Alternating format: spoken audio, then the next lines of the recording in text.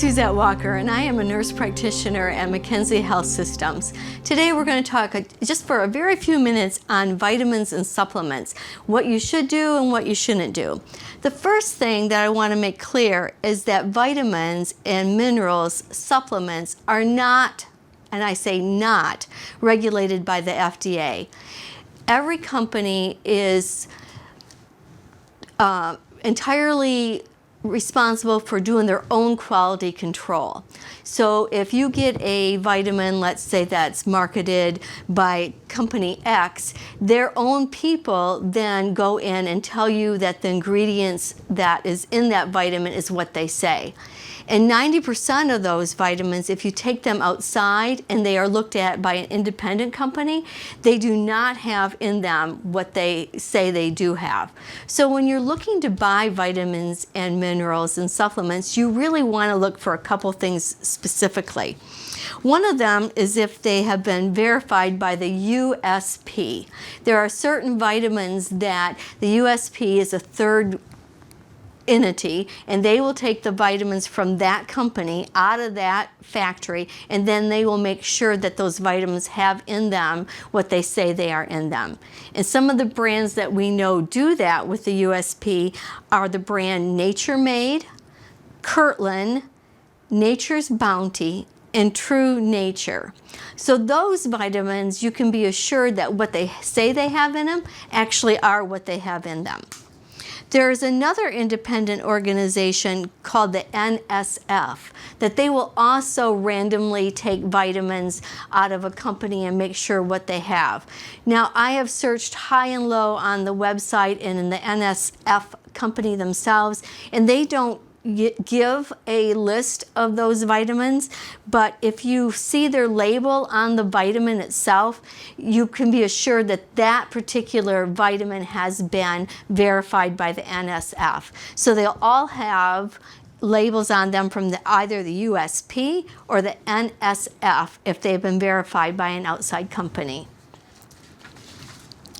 One of the most common questions I get in practice is, well, can I take this vitamin with my prescription medications? And the reality is we just don't know. They're not studied together. So when we do drug-drug interactions, like if you're on lisinopril and you're on a cholesterol medication, or if you're on a thyroid medication or your diabetic medication, the FDA has done all those drug-drug interactions to know if you can take those medications safely together. The FDA does not regulate vitamins and minerals, so there has been no drug-drug interaction for most of them. A few of them there has been. St. John's wort is one that we know can't be taken with a lot of medication, but for the majority of them, we just don't know if they're safe to take or not. So you should really try to take them at least an hour away from any of your prescription medicine to make sure that that's actually safe for you to do. So although there's some unknowns, shall we say, about if you can safely take medications, supplements, and minerals, I'm not saying by any means that we shouldn't. And I'll give you a short list in some of the reasons why I think you should take some of them. But do remember that even though I'm telling you today that I might discuss this with my patient to take, you really do need to talk to your very own provider to make sure that they are in agreement with that. One of the things that I have a strong belief in is aspirin. One baby aspirin a day has been shown to help prevent breast cancer, colorectal cancer, heart disease, and stroke. Now, certainly, there are patients that should not take an aspirin a day. If you are taking a blood thinner, well, any of them really, you need to discuss this with your physician, because it's really not a great idea necessarily to take an aspirin if you're taking a blood thinner. So do talk to your provider about that. I'm also a firm believer that all of us should take a multivitamin. None of us eat healthy. We might try really hard to make sure that we're getting all our vitamins and minerals in our diet, but the majority of us don't. So if you're taking a multivitamin and you don't need the vitamin that you're taking, if it's a water-soluble vitamin, it'll be excreted in your urine. If it's a fat-soluble vitamin, it will build up and be stored within your body, but everybody can tolerate a multivitamin a day. And many of my patients, even men children and even those over the age of 40, I do recommend a prenatal vitamin because they are packed full of vitamins and iron in particular. As we age, a lot of us become to have a little bit of a chronic anemia problem, and a prenatal vitamin can really help with your energy level. One that I get a lot of questions about is glucosamine and chondroite. This is given for joint, for arthritic, osteoarthritic type pain. It has been well studied in the animal population. Veterinarians use it all the time for their animals, especially those with hip dysplasia. I don't think that there's anything wrong with trying it. I have patients that swear by it for their joints, and why not try it? If it's going to help you, it will start helping within about 4 weeks. So go ahead and give that a try if you're having joint issues, hip and knee in particular. Fish oil is also recommended. It can help with joint pain as well. It's a lubricating agent, so a lot of patients will tell me that their knees and hips feel better when they start taking it. Maybe I ought to take it. It also will help with cardiovascular events. It does help lower triglycerides, so it's good to take for that. It does keep your blood a little bit more slippery, shall we say. So there is some data that it will help decrease incidence of blood clots, especially CVAs, as in strokes. So we want to do that if we can. Metamucil. Metamucil is a brand name. The active ingredient in Metamucil is psyllium. Psyllium is a bulk agent. We use it primarily for diarrhea and or constipation. It normalizes the gut, but it does also help for cholesterol. It draws out fat as it's drawing fluid out as it passes through the GI tract, so it does lower your cholesterol. It does help a little bit with diabetes as well. Same thing, it will draw out some calories. It helps a little bit with weight loss, and it's been shown to help prevent colorectal cancer. So a lot of people will really benefit by taking psyllium, Metamucil, as a supplement. All the fibers are not the same. If it's methylcellulose, it's not the same as psyllium, so you really do want to look for that as the active ingredient.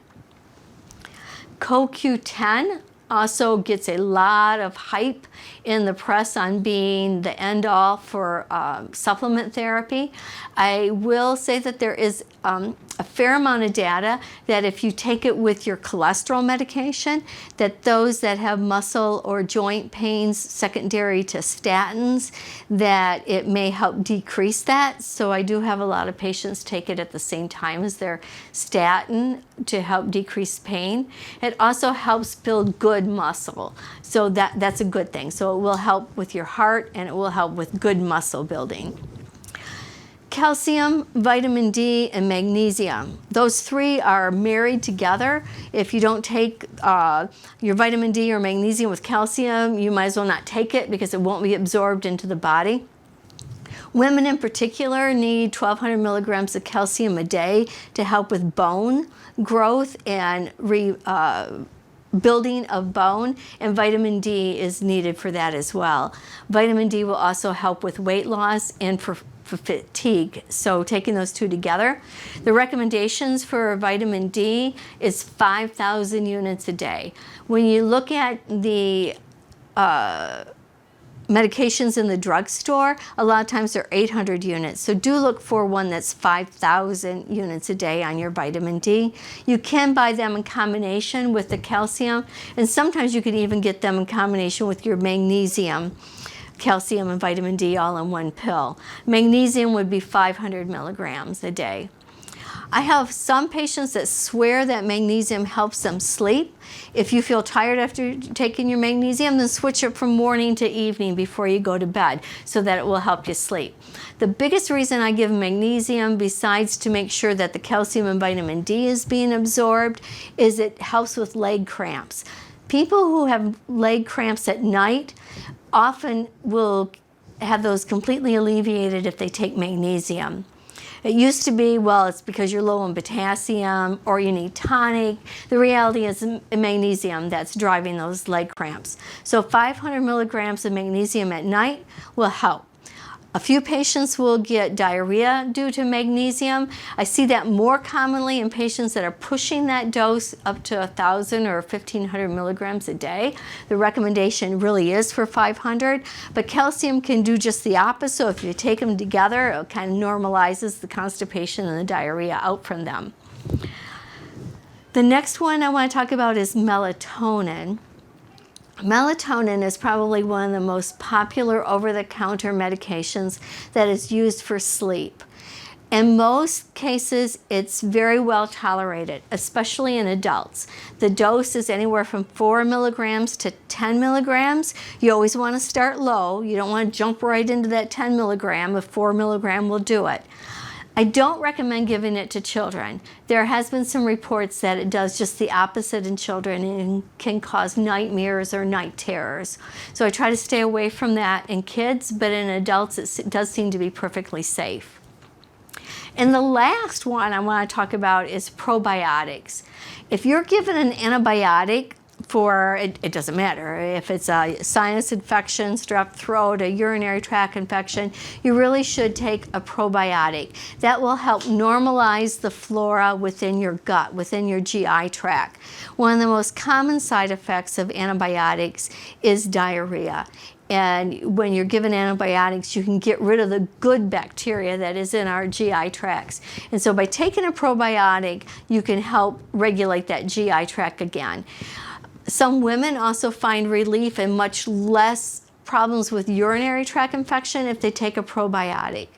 You don't have to spend a lot of money on probiotics. They're available in every store. I would just look for one that has been certified as being regulated, and that you're good to go. The other thing that's great is yogurt. Yogurt, sour cream, those are probiotics all on their own. You know, they're a little spoiled, so they have the probiotics in them. So if you don't want to swallow another pill, add a yogurt in the morning or in the evening, and it will help regulate your GI tract. Thanks.